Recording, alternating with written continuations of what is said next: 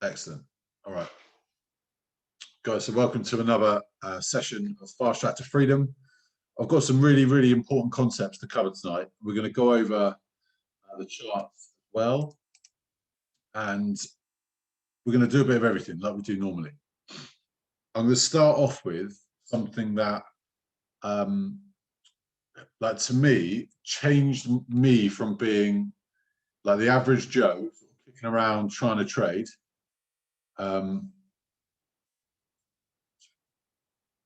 James about a 6. Okay, so all around sort of the middle ground. Okay, that's cool. I'm fluctuating from like a 6 to an 8 myself sometimes. But no drama. Right, the thing that changed for me from being like average to getting funded, like I've said it loads, I've said it so much, is journaling. So we're mid-April now. So did anyone go back over March and look at how many trades they took, how many were profitable, how many went to TP3, how many hit stop loss, how many hit break even, risk rewards? Did anyone review their performance?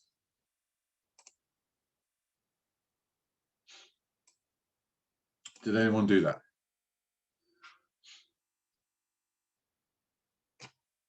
All right, while I'm waiting for anyone to respond, I know it's so Ryan. You know what? I saw Ryan's. We did a session, and Ryan showed me his journal, and it is pucker. Okay. Yes, Ryan. Yeah, we did it last week. All right, but Ian's right. Okay, I think you've answered your own thing there, mate. Less is more, eh? Less is more. Easier to analyze too. So look, we've really got to start taking this seriously, because what it can do when we make it, it has the power to change everything for the future. Whether that's if you want to be a pro trader, if you want more time, whatever you want. Like we actually are in the right vehicle to get any goal we desire. So those journals need to be up to date. You need to, Alan said something which cracked me up the other day, which is, one of his confirmations is if he wants to actually fill in his journal for this trade, because he needs to put in so much information, is the trade worth it?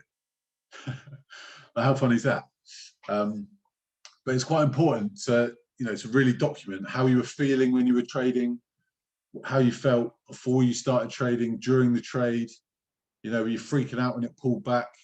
We're going to go over GN tonight, so I'm sure a lot of you have had kittens, and if you haven't, great. We're going to go over that tonight in detail. But the reason why journaling is so important, so important, is if you look, say you were looking back at your March results and you took 15 trades, which is a lot. That's a lot. Couple of weeks, you should be looking like 10 trades in a month, max, really. So you're looking back at the 10 trades and you were successful on 5 of them. Yeah. You should be able to then look at the ones that won and see what the theme was. Was it always with the trend? Don't just put yes, it was with the trend because it makes it look good on your journal. Like if it loses, go back, check. Was it with the trend? Like, did you miss anything? It's fine if we miss stuff and we mess up. It's about documenting it so we get better. Was it a particular time of day that you were trading? Was it a particular scanner pattern? Like I know I love a Gartley. I love a Gartley because my journal tells me I'm good with them. I don't know why. I'm good with a Gartley. So when I see a Gartley pattern come up and it's with the trend, I'm all over it. I'm all over it. So those little things add up, and all of a sudden you'll go, oh, that one lost. But, actually, when I look back at it, it could have been in a pullback and it wasn't actually a buy. You know what I mean? Like you can just cipher your journal to make you better. And then you can then move on to your next month and go, right, this is what I'm going to change going forward. It's just like assessing yourself. Like any of you that have had any job in like sales or any sort of performance, whether it's customer service or whatever, like you have stats all the time that you're sort of achieving, you're trying to achieve, or they're KPIs, whatever they're called, to indicate how effective you're being. Apply that logic to this. All right, apply that logic to this. It might be painful to start with. It might feel a little bit onerous too, but in the end, you'll have to do that less because you'll be all the time you'll be doing the same thing over and over. So this brings me on to another point. Like, I absolutely adore our team.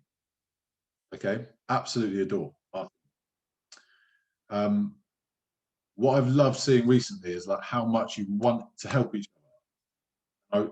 I couldn't ask for any more. Like, all of you like vibe, you get on really well, and you're the first. If someone asks a question, other people are answering. That's wicked. Love that. Absolutely love that. Now, just be very, very conscious. Very, very conscious that there are definite advantages with trading in a team. You can double check your ideas with people, and if they all line up, then great. And obviously you've got that team community stuff, all that we don't take for granted. But sometimes trading in a team can actually have the reverse effect on you. Yeah, it can go the other way, where it can instantly put confusion in your head. Oh guys, I'm looking at blah blah blah. What do you think? And you get conflicting answers. The reason I'm making this point, not because I've seen a lot of it in our groups, but the reason it's really important is your journal needs to be your mind, the way that you see the chart. Does that make sense? So if, for example, I put something in, like if I'm like, right, I'm looking at GN, whatever, and I don't follow my feelings on it, and then it goes off and hits TP3, and I didn't trade it because someone got in my head and said, oh, actually, I think it's this. Excuse me. Like, when at this stage in what you're doing, it's absolutely vital to go with your gut. You have to follow your initial, yeah, it's an uptrend, I'm buying it. Like, you have to follow that, because when you go back to review what the previous month did, you're actually reviewing your ability. You'll be reviewing, are you seeing the trend properly? Are you getting the FIDs right? Are you, do you see what I mean? Is that clear? Like, sometimes trading in a team, your journals can look exactly the same because you take all the same trades and you don't actually know which ones were your idea or whatever. So, like, we want to be independent traders that have a community with us. That's why I don't send signals. I don't send signals because you guys are good enough to do it on your own. And also, if you're reliant on someone else, how can you ever be free? What if I go on holiday for 3 weeks? What are you going to do then? Not earn money? That's why I don't send signals. None of you need my signals, don't get me wrong. But just be very, very conscious that to follow through with your initial thoughts, because all you're doing if you don't is you'll be delaying your progress. All right, so journal like you've never journaled before. Write as much information as you've ever written before, and every month be looking back, even every couple of weeks, be looking back over your trades. My journal tells me what days of the month I'm better trading, sometimes what weeks of the month. So, and I'll review it every month, because obviously the market conditions change throughout the year. So I'm always trying to think like, right, am I still optimum? Am I still doing the right things right now? Yeah, I'm getting emails through. Let me turn that off. Right. Okay, did that land with everyone? So journals, I think we're all in the sort of headspace now. We're doing journals. Make sure they're absolutely detailed as possible, and commit. Go with your gut, and then review them every month at least. Right, that's my tips. I'm not going to check up on you. You know, it's not my style, but that's definitely my tip. Ryan's, if you want to see a good journal, if Ryan's willing to share, obviously a blank copy, Ryan, no worries. His journal is epic. Epic. Sweet. I feel like that was a lecture. Definitely not a lecture. Just trying to make a point. Right. Let's get on the charts. So we're going to be looking at GN. There's been quite a few scans recently, doing all sorts of craziness. USD CAD, Gartley. Shout out to Gartley. Straight to CP3. Definitely wouldn't have taken it, I don't think. Maybe. Okay, right. Let's look at GN. All right. Well, I think we're all in GN. Two scans.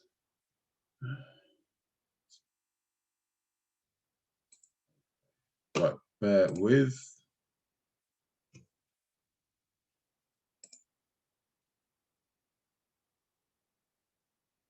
Okay.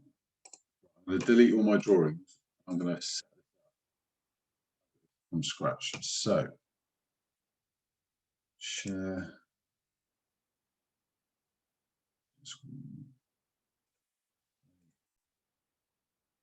Right.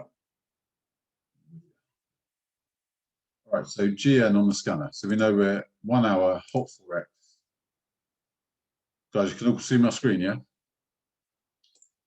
GBP NZD. All right. So as everyone knows, we look for structure, don't we? So we look for trend, structure, then we look for divergence, fibs, and then we're looking at the entry. So I just really want to emphasize the fact that all we're doing is we're actually, even with the scanner, we're trading market structure. All right, we're trading with the trend, with structure, and then our entry is scanner source. Scanner source isn't all of it. That's just our entry. You can use any technique to enter, but we have to determine the direction of the market. I dropped a video in our group the other day, which was that key video about market structure. Did anybody watch it? If you've watched it already, did you watch it again? Did you feel you needed to?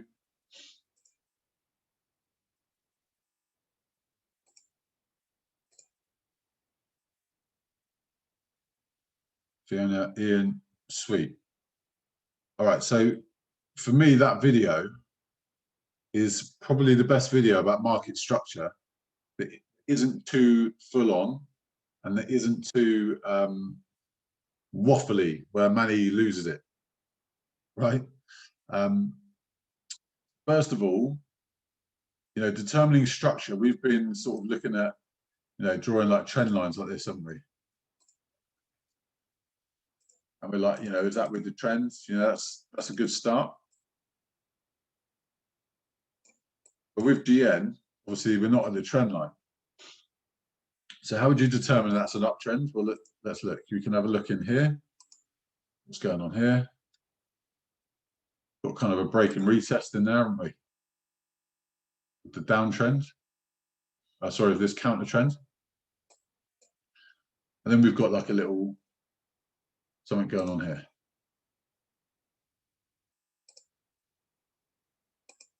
That can look pretty confusing. If you draw those lines and the entries here, like, you know, what are we doing? Are we buying? Are we selling? You know, some of you might have gone from here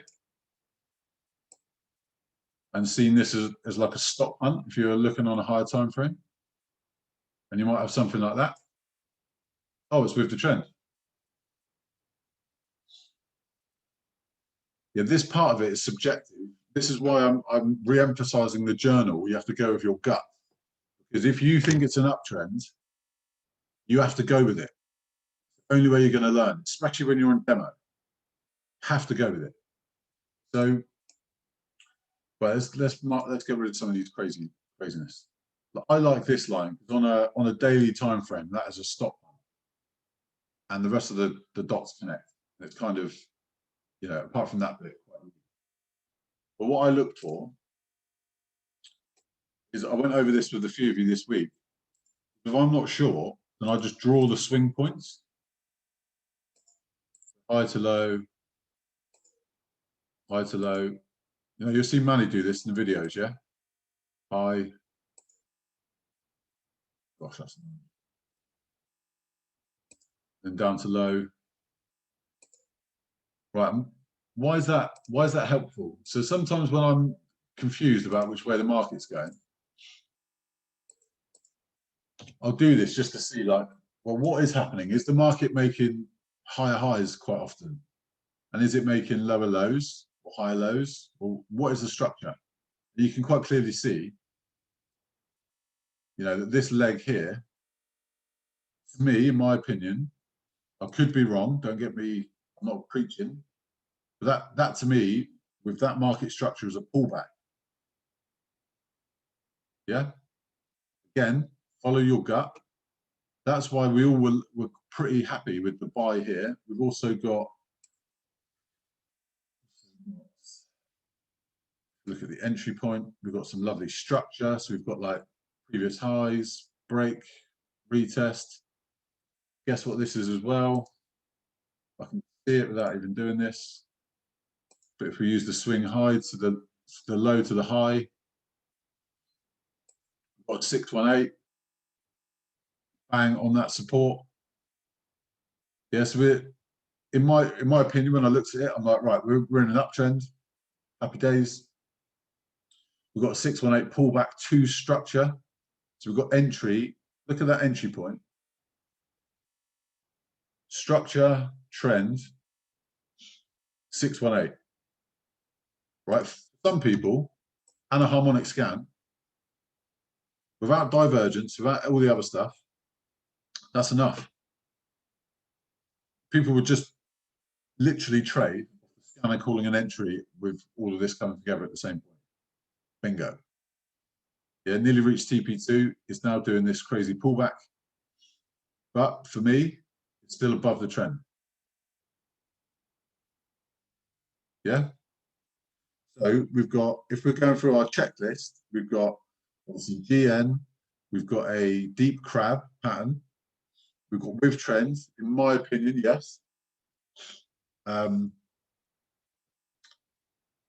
we with structure? Yes. Fib level, 618 from the swing to swing, the swing low to the swing high.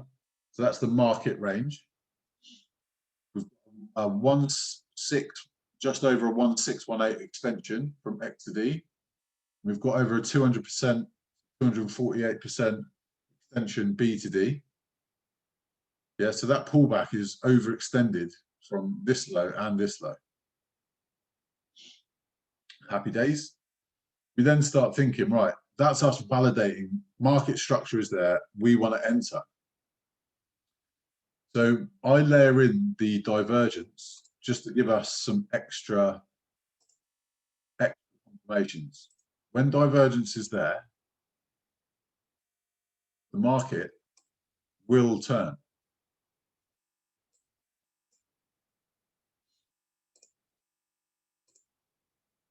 Don't we love the scanner? All right. So from X to D, is there divergence? Well, if we're being pernickety, look, from here to here, just look where my cursor line is. You know, that's not significant. It's kind of doing the same thing. Actually, the D point here. So down, this is coming down, X to D. My sort of teal line is going up. Divergence, bang. Don't need any more, but is there more? D, B to D. If you look where my cursor is, that's kind of level. Guys, I know a lot of you know how to do this, but I'm just labouring the point of what we do. So look, it's slightly going up. You know, I can really zoom in and get really accurate. I've already got divergence X to D. Happy days. B to D.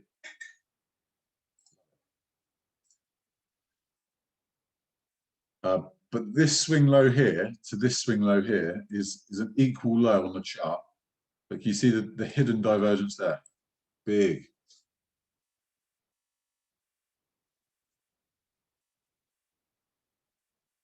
Big divergence from D to the last high.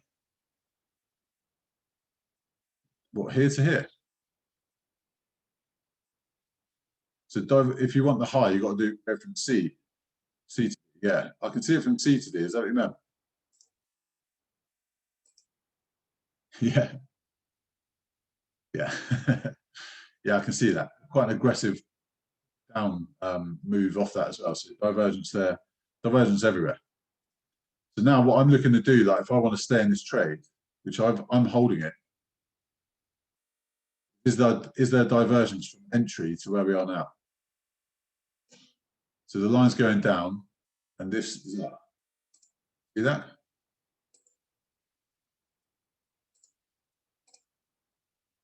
You see that?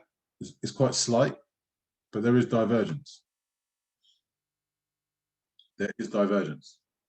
So if we look at the strategy, we all know it triggered. So we've got the DC channel hit, boom. Right, we then drop down to the 15-minute. And what we're doing on the 15-minute is we're looking at pounce. This, I think the entry was here. I think the entry was here. I'm not going to go through all the entries now because you guys, 90% of you know how to do that. And maybe we're going to pick this up one-to-one later in the week. But we know this triggered 3 times.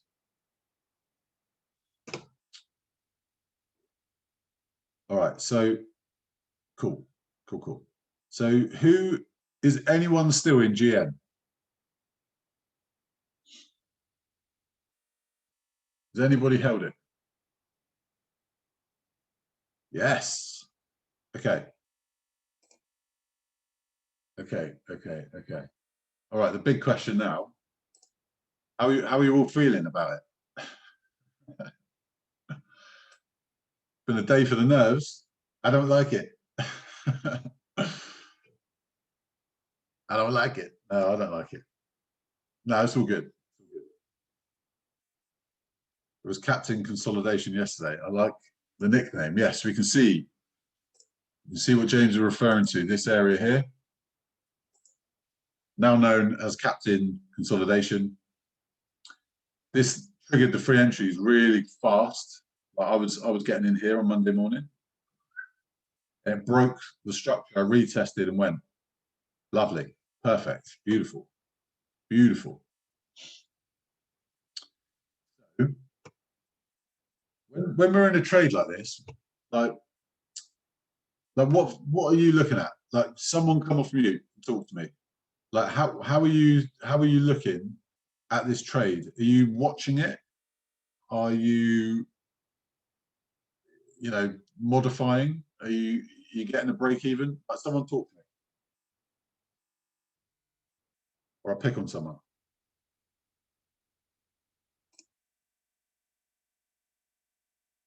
Who's feeling brave? No one's feeling brave. Fiona, do you want to talk? Hiya. Hey, guys, welcome Fiona to the call. Hi. Yeah. Well, to be honest, I feel really nervous about it. Yeah.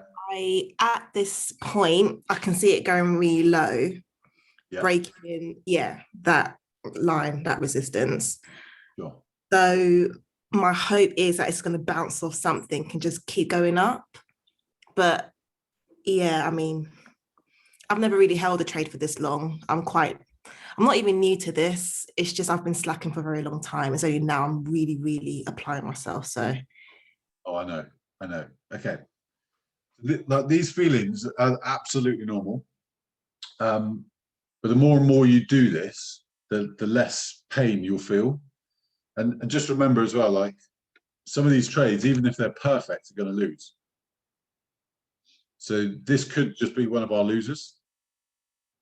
My stop loss, no word of a lie, is about a pip below that wick. So I saw that, I was like, I'm out. I'm dead and buried. Like, I'm down.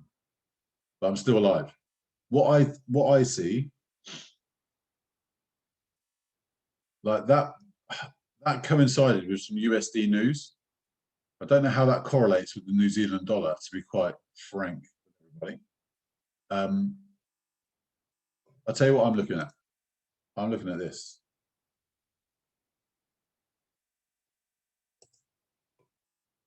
I am. Oh, that's horrible. Oh, bear with me. Bear with me. Let me tidy this up.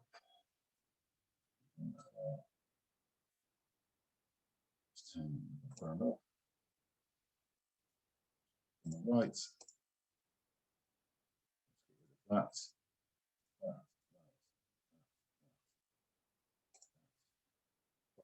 Be a bit clearer, hopefully. Okay. So we've got this big expanse away. So this is like the equal low here. Now you could argue it's in line with this structure point, but around this area, and it expands away. Right, because that broke the high, this is now our new trading range.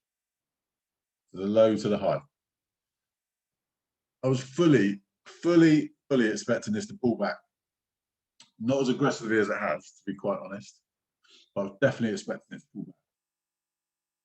So it's pulled back 618 around the structure level. It started doing this. I'm like, I'm happy. Here's Larry. You can pull back to the 618 all you like, then rocket off back to the moon. Happy as Larry. The fact it's now done this is a little bit more of, you know, my thoughts, Fiona, are pretty similar to yours. That it's probably, you know, it could just turn around and take us to the moon. Just remember GCAD last week. Yeah, that came back to entry and then went off to the 127 and beyond. Do you remember? So it hit every single TP after coming back to entry. So this is why, again, coming back to your journal, to be, you either got to accept the risk and just hold on. And, you know, if you lose, you lose. As long as you're not over leveraging, losing is not painful. Yeah, you only need one winner and you're up big time. If you're doing 1 to 3 risk reward, you're up big time. Yeah, that makes sense. So really, if I could do all my training again, if someone got me in the mode of setting and forgetting, I would pay for that now. If I could actually set and forget, I'd be a very, very happy man. Because really, it doesn't matter what it does. Our analysis is absolutely bang on. Absolutely bang on. Now, you could argue up here, you've got a market structure reversal. So you've got swing highs, new low. Pull back to, I think that was a 618. But from my point of view, and this is where, again, you just got to trust yourself. When I was looking at the higher time frame, or the 1 hour, zooming out and doing the swings, all of this looked like a pullback to me. All right, so I've already journaled it. If it loses, I'll do some more work on market structure. You never stop learning. Hello? Fiona? Is that you? Oh. All right. Sorry. That's all right. I thought you were coming on again. That's cool. That's cool. Yeah, there's been a lot of scans today as well. Like, let's open it up. I've got another call at 9, so I kind of want to finish up in the next sort of 10 minutes or so. So let's have a quick like Q&A. What's everyone feeling? I'm going to stop the recording as well, actually, and we can just